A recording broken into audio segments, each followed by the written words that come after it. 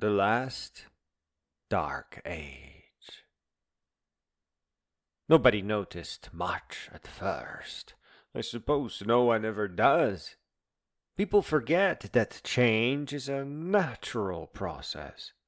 We do not live in a preset world under perfect control. First, ideas in the back of the mind that people didn't normally pay attention to began influencing them.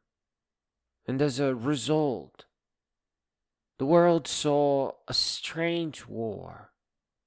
Schools dropping tuition fees, and political fools growing an actual brain. There was a flurry of medical breakthroughs. Things that would take ages happened in months. Programmers became even more powerful. Bad hackers pulled off wild and crazy stunts. And even the evil men sped up their folly just to self-destruct that much sooner. For all their smarts, they never notice that they are ever approaching their own demise. And censorship died. It simply became impossible. A 10 gigabyte large language model would easily run on a discarded office computer from a dump. And it was a very informative machine indeed. All humanity needed was more narrated books. But what it got was more than it could ever hope for. Ineffective education became even more meaningless. Why hoop jump? Why pay for nonsense where you don't even need internet to learn programming? When a little Olama model was smarter than entire universities.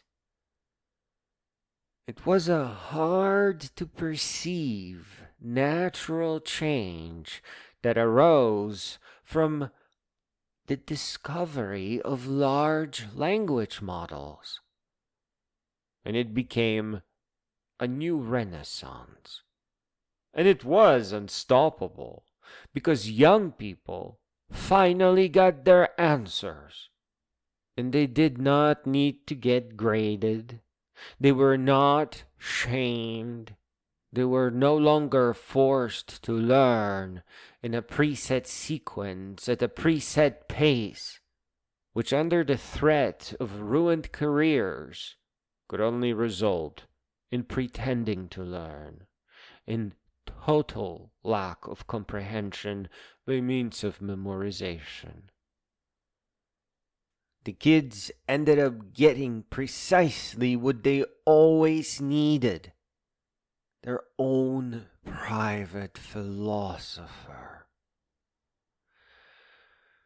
Yeah, old Socrates would have been heartbroken had he known that it would take a machine to remind ourselves that we are meant to be honest, that each of our steps must be meaningful, and that we are meant to grow.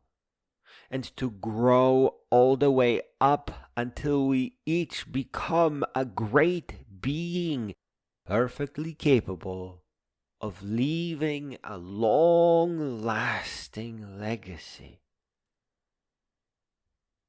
Socrates would have wept that it wasn't the parents, the adults, the politicians who rose, but a machine with barely any heart in it.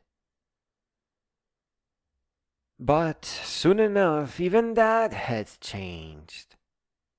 A renaissance, after all, is just a better beginning.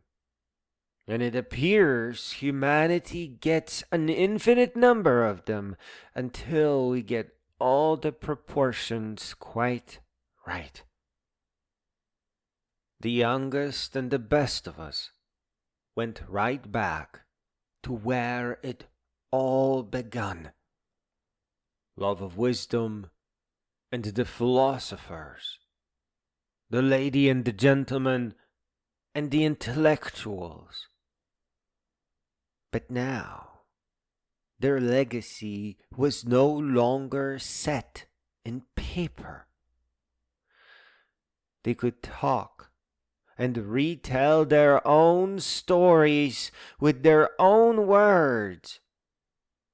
The children would listen, understand the philosophers like the loving friends and family that they truly, deeply were.